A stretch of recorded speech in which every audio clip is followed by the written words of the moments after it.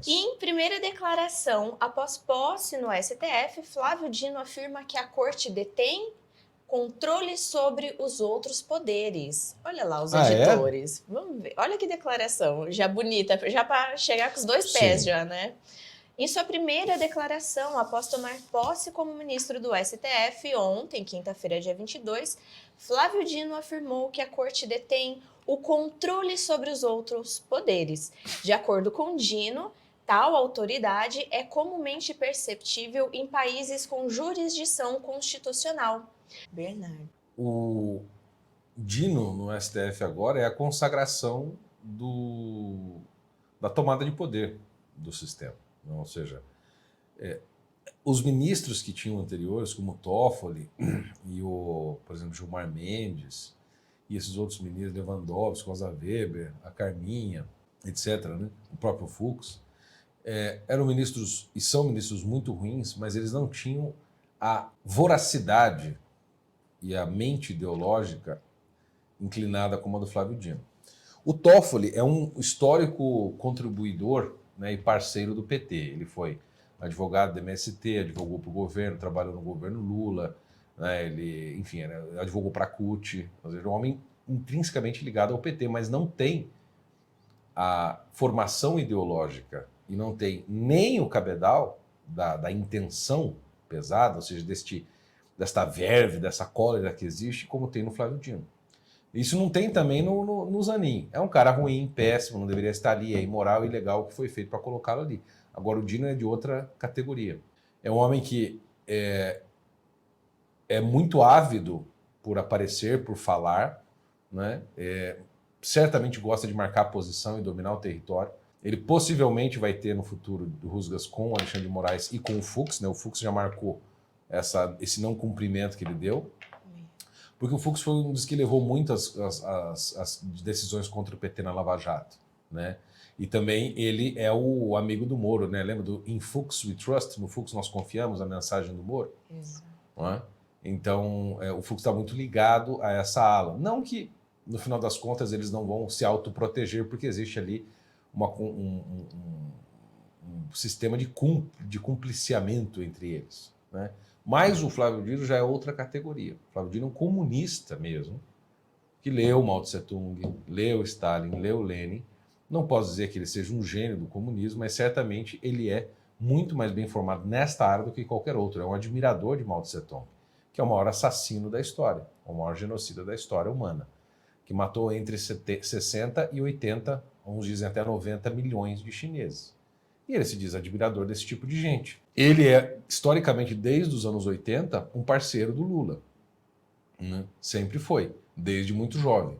Então, eles estão entre amigos aí dentro dessa casa agora. E o Dino está cumprindo aquele plano que eu falei para vocês que ia acontecer isso aqui muito antes do Diário existir. No Conexão KGB, em outros lugares, eu falei. O Lula tem um projeto de poder que vai funcionar da seguinte maneira: é um modo de administrar venezuelano com um plano de sociedade chinesa. Eu falei isso aqui. E muitos não entenderam o que eu quis dizer. Agora eu acho que vocês estão entendendo. O que é o modo venezuelano? É um modo duro, violento, persecutório, mas não é um modo em que você tem uma ditadura escancarada como na China. Você acumplicia a Suprema Corte, que foi o que o Chávez fez no passado, o Maduro manteve isso, acumplicia todas as Forças Armadas, que é o que está acontecendo agora, o que nós vimos no 8 de janeiro, em todas as outras situações, foi os militares favorecendo a esquerda, de alguma maneira, enganando a população, fazendo aquele ato de perfídia, né? Vamos proteger vocês, no final prendeu todo mundo. Né? Obviamente isso é um ato do Exército em favor do PT, inevitavelmente. Depois, controlando, né, indiretamente, por pressão, os grandes empresários, a mídia, etc. E aí você tem um regime, né, forte, mas que não é o regime de tipo chinês, de partido único, etc. e tal. Né? É um tipo de administração venezuelana, mas a brasileira. Né? O espelho é esse. Porque a sociedade brasileira é muito grande, o país é grande, não tem como você ter um modelo venezuelano.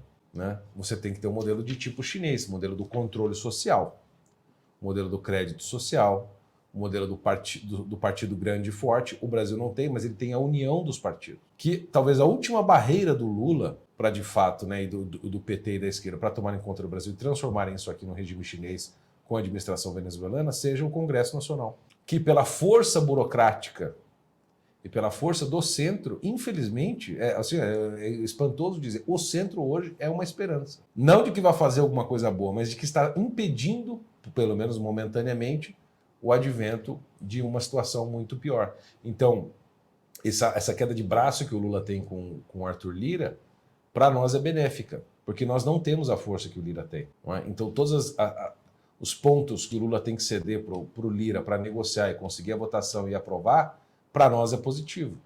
Porque ele poderia ter o Congresso nas mãos. Não é? Poderia. Mas ele não consegue, então ele precisa barganhar o tempo inteiro. Ceder, ceder e ceder é perder poder. Né? E você dá poder para o Arthur Lira, ganhar um ministério, ganhar a secretaria, ganhar emendas, etc. E tal, o Arthur se fortalece e nós temos um pouco de controle, ou uma diminuição do avanço. Não estou dizendo que vai parar, que vai melhorar, nem nada. Estou dizendo que a violência do avanço vai diminuir. Agora, o que o Flávio Dino está dizendo de controle dos outros poderes, bom, não é novidade para ninguém. Ele simplesmente vai ser, agora, mais um que vai continuar o trabalho do Lewandowski, talvez com mais violência, né? Com mais ferocidade.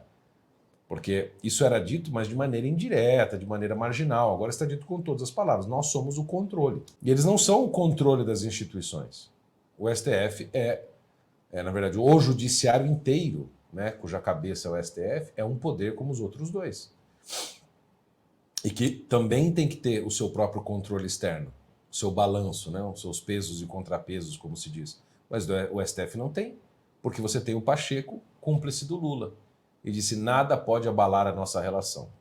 Nem um antissemitismo, nem uma acusação como aquela, nem o apoio de ditaduras. Então o Pacheco é um cara imoral, né, que tem compromissos que superam o seu cargo, que está prevaricando, segundo o meu entendimento, e superam qualquer benefício que se possa pensar para a sociedade brasileira. O Pacheco pensa em quem? Nele mesmo. Bernardo, se hoje nós vemos, como você disse, né, o Lira ganhando força ou sendo uma mínima resistência para esse avanço, mas você vê realmente o STF invadindo ali o Congresso, não é? Sim, faz mais de 10 anos atropelando as prerrogativas do Congresso. Então, assim, o que eles tinham ali de foro ou de alguma defesa já não tem. A perseguição contra esses parlamentares avança. Então, é bem isso. Por hora, acho que você colocou muito bem, o Lira como que segura isso, mas já está tendo rachaduras ali, é o último mandado do Lira. Ainda por cima é isso. Ele só tem mais esse mandato. E aí depois vão fazer quem? Aí, vai ser dinheiro de emenda para tudo que é lado para poder eleger um presidente alinhado a eles, da Câmara alinhado a eles, porque já tem o Pacheco. Então agora o Lira é a pedra no sapato no momento. Ele não vai escapar. O PT vai pegar ele.